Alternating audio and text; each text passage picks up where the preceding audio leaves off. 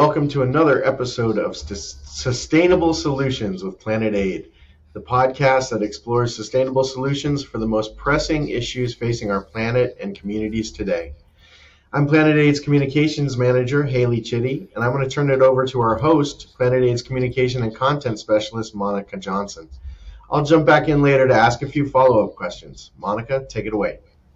Thank you, Haley, and welcome to Sustainable Solutions with Planet Aid.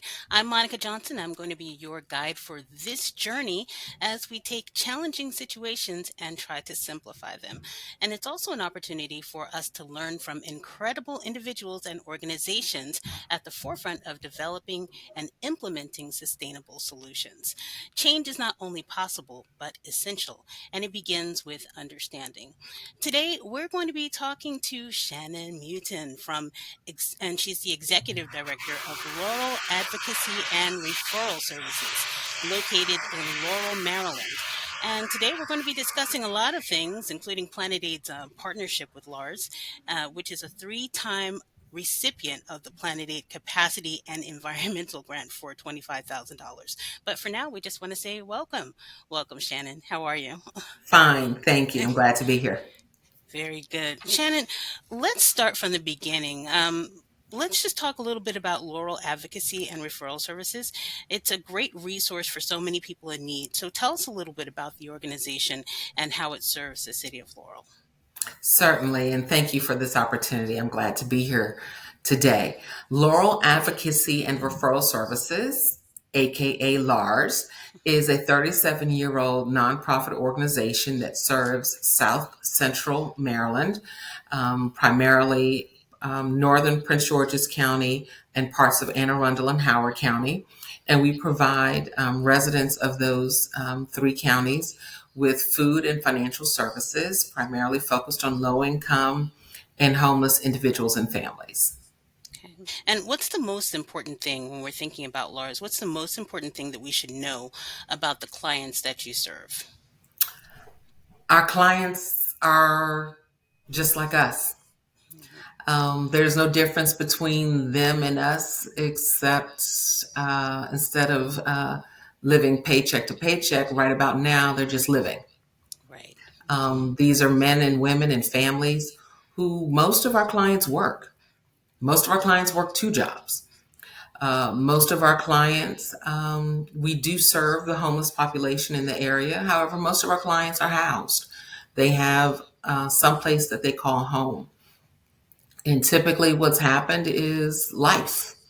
They were living paycheck to paycheck, and then the car broke down, or they were in a car accident, or there was a job loss, or there was a medical or health challenge, and they got behind. And they tried to catch up and got behind in something else, and then tried to catch up on that thing and got behind in something else. And so it's for a lot of our clients, it's not that far from the fact that they are not wanting to do this on their own. So many people think or have the misconception that our clients are lazy or don't want to work or want other people to pay for them. It's not the case at all. Not the case at all. They are just people who need a little bit of help. And so that's what we're here to do, provide a little bit of help. I love that because, I think that most people can identify with the fact that life does happen. Mm-hmm. I could say that the other day. I had to call Haley and say, hey, my tire just busted out, Right. and then you have to reach into your pocket and figure it out. So, Right. just like you said, these people are coming from Mm-hmm. real situations where they just have to deal with life, and sometimes it's harder than for others in a more, I guess, privileged kind of situation where they don't have to worry about certain things. Yes. Your organization was recommended to us about 3 years ago to be a recipient for the Planet Aid Capacity and Environmental Grant, which serves the purpose of helping local organizations that are sustainable or building capacity in the community. So give us a little bit of background about the first award that you received and what it helped LARS to accomplish and how it helped the community in that greater way. I have a special affinity for this grant. I started on February 22, 2022. And this was the first grant that we got after I got here. It was maybe my second or third day, and our development assistant came to me and said, "We've been recommended for this grant. They want us to apply.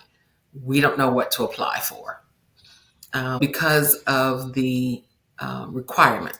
The requirement that whatever we do be somehow tied back to sustainability. That was new for us. Right. We had done straight food requests or straight money for housing. So tying it back to sustainability caused us to be a little creative, which is the space I live in. The space I live in. So I was like, great, let's go for it. And we came up with the idea of, we get food from all over. We order food from grocery stores and it gets delivered in very large trucks. And so one of the things I suggested was, let's, instead of sourcing all of our food from far away, let's source local produce. I said, we can have a multiplier effect here. One, we can support local farms. And two, we can help our clients with fresh fruits and vegetables versus everything being canned or frozen or in a box. And I said, third, by sourcing local produce, we reduce our carbon footprint. So we're not getting fruits and vegetables from faraway Virginia or North Carolina, but literally things within our own area. Maryland is a very agricultural state. Having grown up in Charles County, Maryland, I know very well that we have great local grown produce right here in the state. So I said, we can do better. And we got accepted. Yay! And that was great. And I think about, you also got 2 freezers, I believe. Yes. Didn't you? Mm-hmm. You got 2 freezers, what was the purpose of that as far as the freezers that you received? So LARS is one of the few food pantries in this area. Well, let me back up. I believe we're the only ones in the area, like I said, South Central Maryland, and one of the few in the state that's a food pantry, different than a food bank, but as a food pantry that has freezers and refrigerators, which means we can provide fresh fruits and vegetables because we can hold them overnight, as well as frozen foods and meats and frozen vegetables. Most food pantries work in the unperishable space. So that means, things in cans and things in boxes, things that are shelf stable. We had freezers and refrigerators. One of the things that we requested, though, and that Planet Aid allowed us to get, was we were able to upgrade to get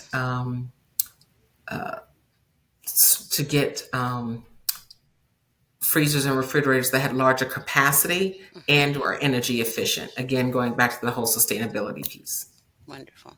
And I remember in that first meeting, actually, and I remember you saying that you were very new at that time, but I remember in that first meeting where all of the other grantees, which the Community Ecology Institute Vehicles for Change, you all were sitting in that initial meeting and kind of listening to each other, and from there saying, we can help each other, Tell me about that experience. Again, this has been really the nexus. The Planet Aid was truly the nexus of so many great things for us at LARS. So again, our grant was specifically to purchase local produce. Well, Community Ecology Institute grows produce at Freetown Farm. So instead of having to research where to buy produce, it was literally sitting next to us in the grant when we were getting our grant. Right. And so we were able to make that connection after the meeting. Vehicles for Change offers a phenomenal training program for those who are interested in going into being automobile technicians and mechanics. Workforce development is one of the things or services we work with some of our clients. Again, as I mentioned, a lot of our clients have multiple jobs because there isn't that one job that can support them or their families. working with Vehicles for Change, we've been able to have clients go to them, participate in their training programs, and are now gainfully employed, making very good money. Hmm. Very good, very good. So, just a wonderful opportunity through the PACE grant, and you did so much more with it than we even initially Mm-hmm. thought that you were going to do. So, there was a second opportunity for LARS to apply for another grant, but this time you had a different plan, which was a second opportunity for you to kind of do more things with the Mm-hmm. sustainability space. Tell us a little bit about the new Project Grow program. Right. So Project Grow, growing resilience, opportunity, and well-being, uh, was our second bite at the apple with Planet Aid. And we were so excited about this because we were told when we got the first grant from you all, you'll probably get this one and then we'll go on to other organizations. And we were so excited that you all came and chose us again to apply. And so we were excited for that opportunity. Project Grow is, again, staying in that sustainability space. Um, and again, even shrinking the carbon footprint even more because it's an opportunity to work with our clients and help them develop balcony and patio gardens. Hmm. So many people who live in the South Central area, again, many of our clients live in apartments or rental units. And so they can't grow their own food. And so by providing we were able to get them earth kits with soil, seeds, actual planter, and then provide workshops and training on how to grow food. Again, if you can't afford to buy it, then eat what your own. Hmm. Hmm. The more you grow, the less you have to buy. Hmm. And so this is our first year, our first growing season doing it. So we're very excited about it. We have 22 active participants who are growing something either on a balcony or patio. Some are even doing windowsill herb gardens, but they are participating in this program. And we're very excited to see what the outcomes will be at the end of the growing season. Right. We'll be able to figure out, have them count what they've grown and what really the output's been, and have they been able to save money. And again, what you grow, you don't have to buy. And then the second piece of that also is mental health is a very big part of the work that we do here with all of our clients.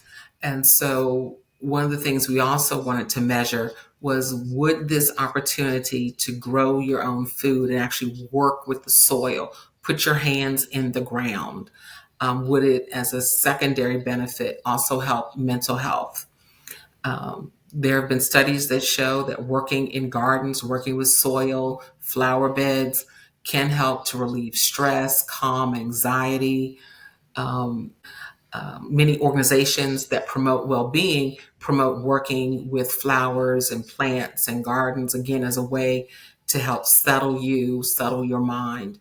And so we saw this as another benefit. And so we did do we used a tool at the beginning of the program to measure kind of where you are with stress, anxiety, your mental, kind of your mental awareness. And we will do a follow up at the end to see if there's been a shift.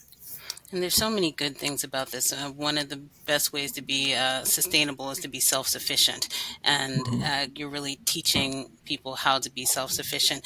Mhm. Let me ask you about the fact that some of these people probably have never planted anything.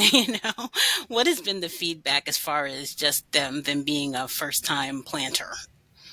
Many of them are very excited, very happy. Again, because they live in rental units, they Hmm. never thought they'd be able to do this. Right. A couple of them have house plants, but that's it. The idea of taking that and growing food, something that you can eat to help sustain yourself and your family, just never occurred to them.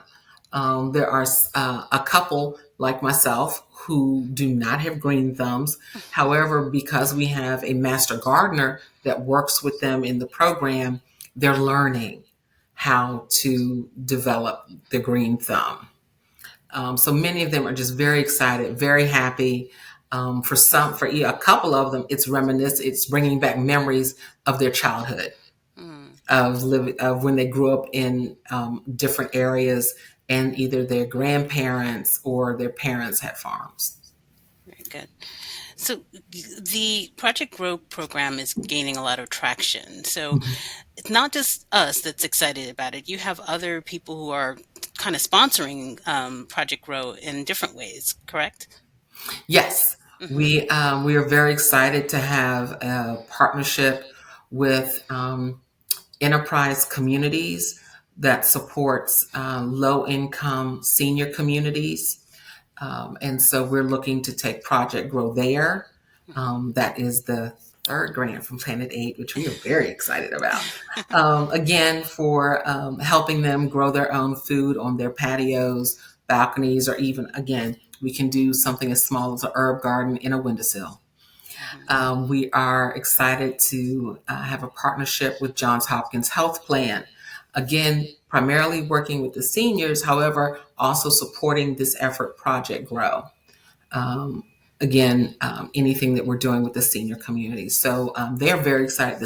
Some of our clients who live there, we've kind of teased it out, and they're excited about it. Again, for many of them, it takes them back to memories of a different time and a different era.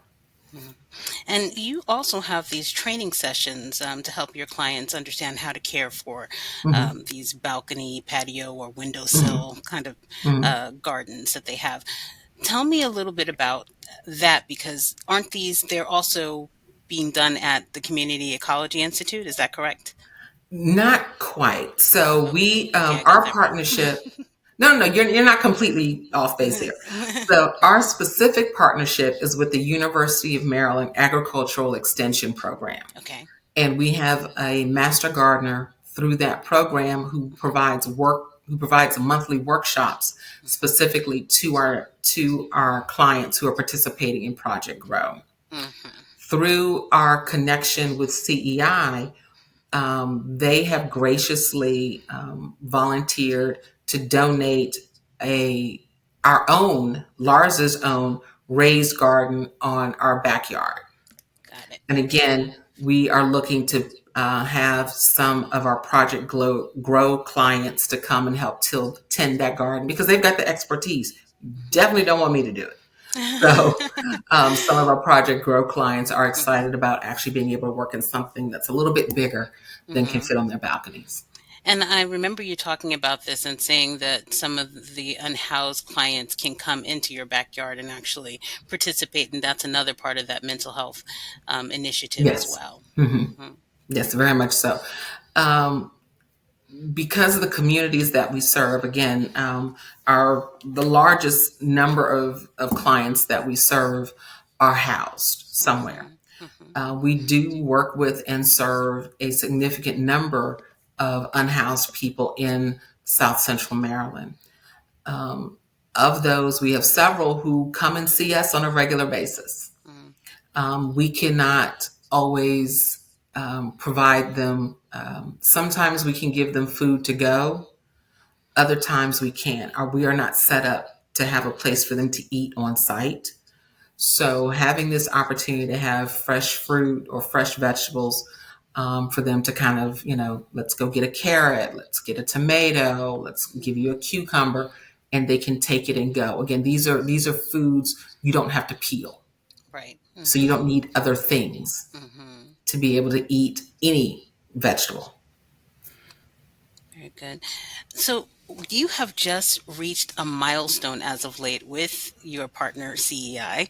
Tell us a little bit about that milestone of receiving pounds from them. So tell us a little bit about that. So again, this goes back to the first grant that we received from Planet Aid. What happened was that that process of purchasing food through CEI has just worked so well that we continued it through this year with using some of the second grant, not as much as the first year, but some of it to help to continue to support the purchasing of the fresh produce.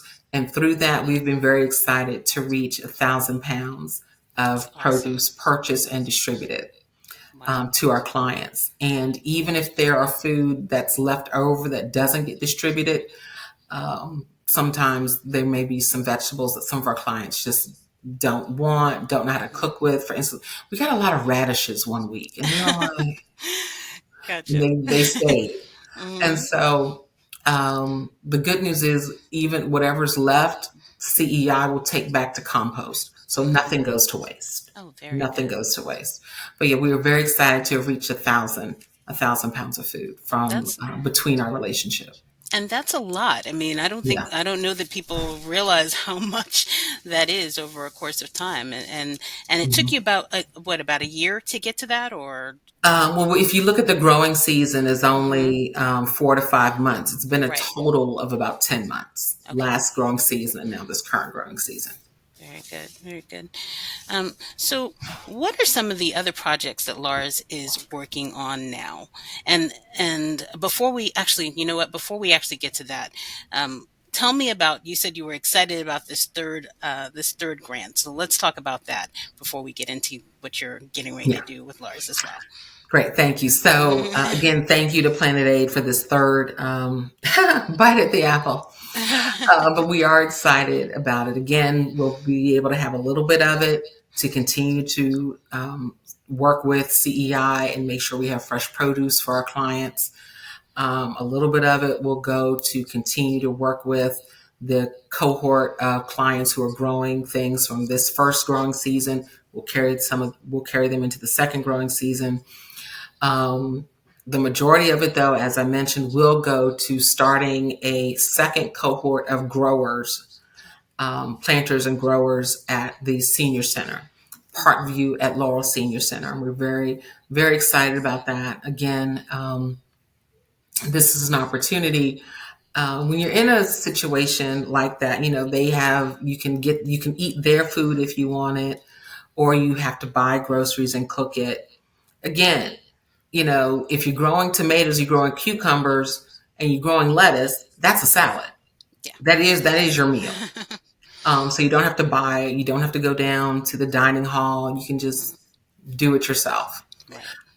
And then we are going to use some of the grant. We are working with a doctoral candidate from Walden University, and she is going to help us kind of really form and really put some teeth on the mental health portion of it, Mm, and really kind of help us get that off the ground in a much more active way. right. So yeah, we're going to stretch that money y'all gave us a lot of different ways. It's already stretched. I mean, it's already stretched in ways that I'm sure that we didn't even imagine. So we just love your organization and what you're doing, and the reach. The reach is Mhm. just unbelievable. And to think, you know, I find it very funny that again in that first meeting, you all did not know about one another. Mm-mm. And you are so close in proximity as well. Yes. So, it's a great thing that now that you have all of these different resources that you can, kind of Mhm. pick from. Um, Tell us about some of the things that are coming up for Lars. Oh my goodness. How much time do we have? My staff will say, I love talking about LARS. My friends and family are about sick of me, but I love talking about LARS. So our emergency services program, that's our foundation. That is our flagship program. Again, they manage our food pantry, which is the largest in the area. It also manages our financial services program, which provides rental assistance, mortgage support, utility payments to those who need it. You can come in and apply for it. The food pantry, as I said, is available Monday through Friday from 9 a.m. to 2 p.m. You can come in and get groceries. And let me say this about our food pantry: it is not means tested. You come in, you fill out a form, and you can get groceries. We don't ask you to make a certain income or not make a certain income. Food is available. Everyone has trouble sometimes, and everyone needs to eat. So we don't means test for the pantry or the food program.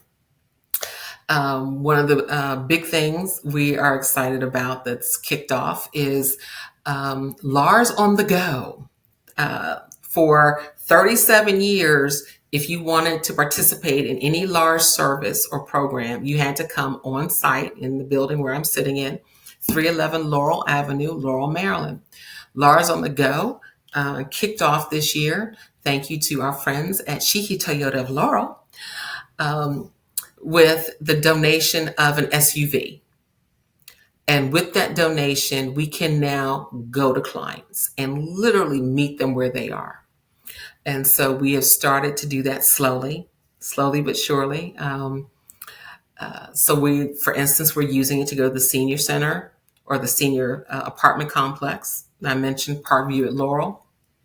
And we are going to start using that more to actually get out into the community to be seen. We have the magnetic sign on the side, LARS on the go. And so we're very excited about that because this allows us to reach clients who can't reach us. So often, at least a dozen times a week, we'll see clients get out of an Uber or a Lyft. They'll get their groceries or get their services from us and then have to call an Uber or Lyft to go home. That's an extraordinary expensive way to get to us. Or we have plenty of clients who walk. However, if you're walking and we've given you 10 cans of grocery, 10 cans in your grocery bag, you basically give some of those groceries back to us because it's too heavy to carry. And so this really will make things a lot better for our clients. And so we are looking forward to that and getting that off the ground. Thank you for this information. I mean, your excitement and passion around this is just palpable through the computer screen. I'm getting it. So just always a delight to talk about these things. One of the aspects of these programs, the one that Planet Aid funds, but a lot of your other ones too, I see as building community. Is that one of the benefits that you're seeing in some of these programs? People starting to connect and. Yeah. So one of the things, especially that's happened with the Project Grow, is we've got a great partnership with the City of Laurel. The City of Laurel does very well to take care of us and support us, and we are grateful for their support. We hold those monthly meetings with the Master Gardener. We hold them at either the Laurel Armory or the new Laurel Multi-Service Center. And so what's happened is the participants have actually started to support each other in terms of their own growing and build their own little community. So someone's saying, my tomatoes are looking good. Someone else is saying, well, I can't quite get them to grow.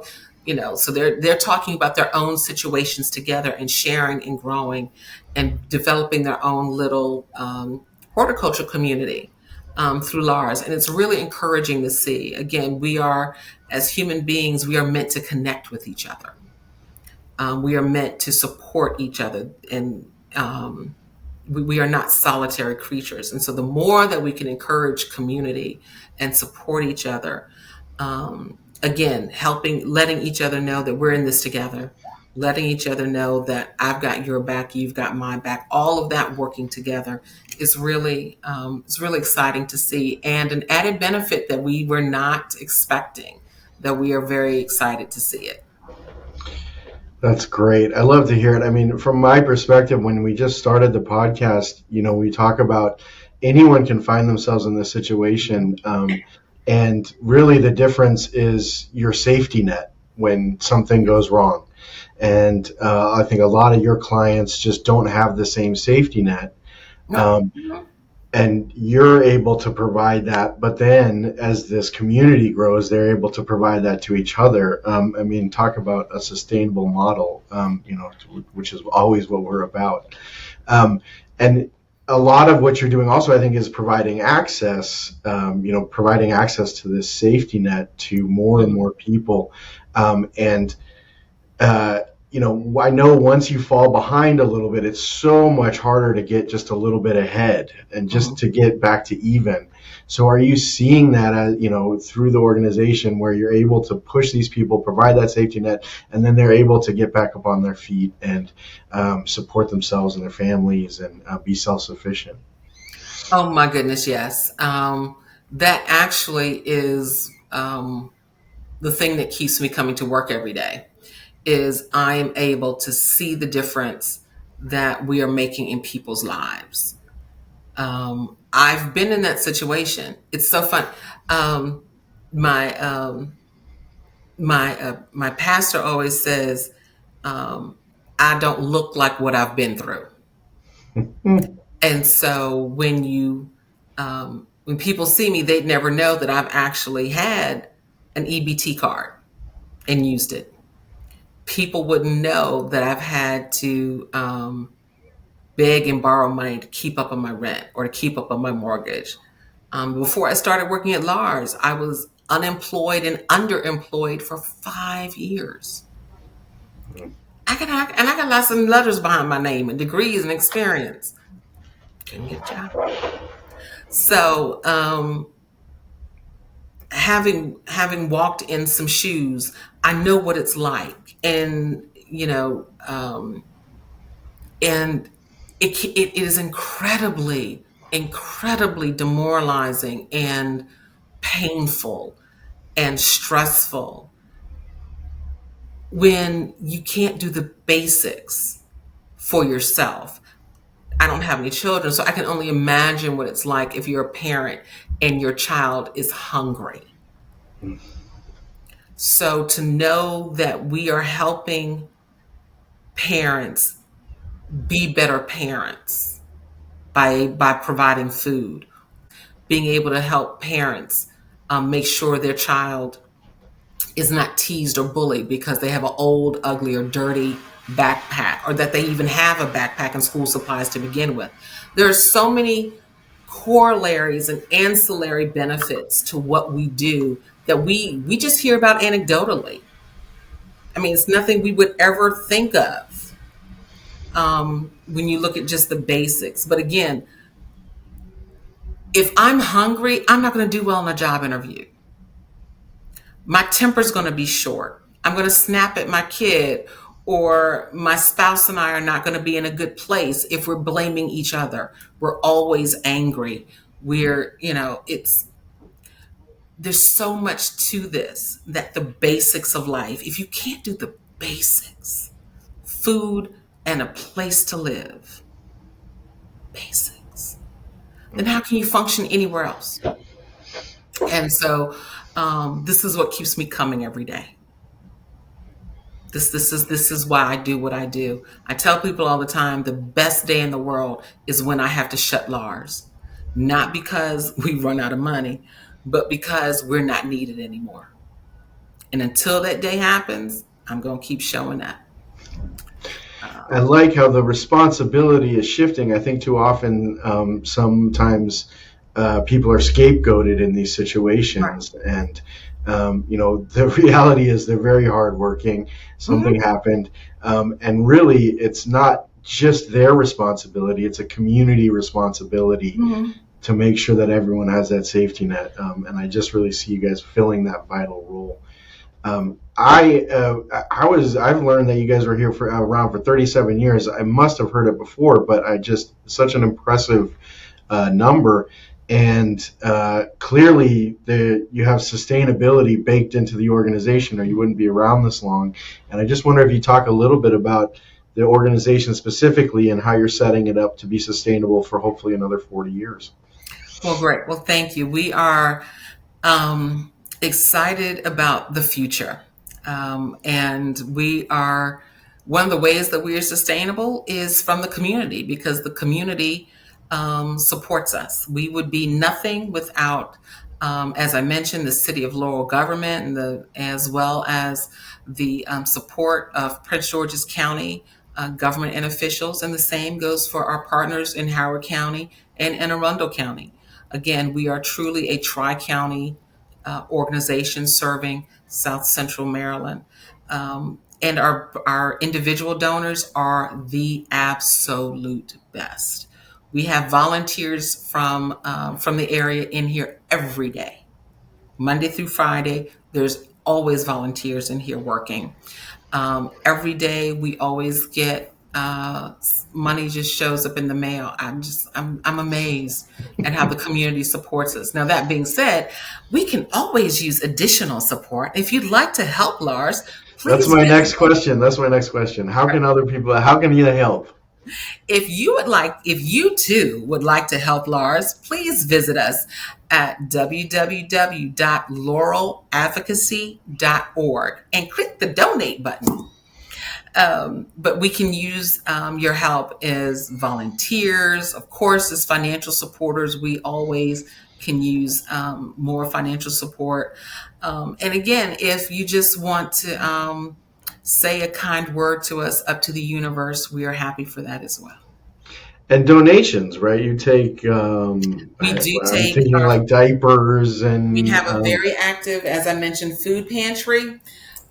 We take all food products that are not expired. We do not take expired food, as well as we accept toiletries, adult incontinence products, diapers, and feminine hygiene products. We do not accept clothing. That is you all's purview. Awesome. And I will just put a plug for your social media. We follow that, and you guys are doing a great job with that. A few reminders for our listeners on the way out. If you want to stay connected with us and stay informed about the latest sustainable solutions, don't forget to subscribe to our podcast. And please share it with your friends, family, and colleagues. Together, we can make a difference. And remember, change starts with awareness and action. So let's keep the conversation going. Feel free to reach out to us on social media, through our website, and share your thoughts, ideas, and stories with us. We'd love to hear from you. Until next time, remember, it's a big world out there, but every small change counts. Together, we can build a better, more sustainable future. Thanks so much. Thank you for joining us for this episode of Sustainable Solutions with Planet Aid. And we do hope that you have been inspired by the ideas we've explored today, and we encourage you to search for sustainable solutions that you can pursue in your neck of the woods.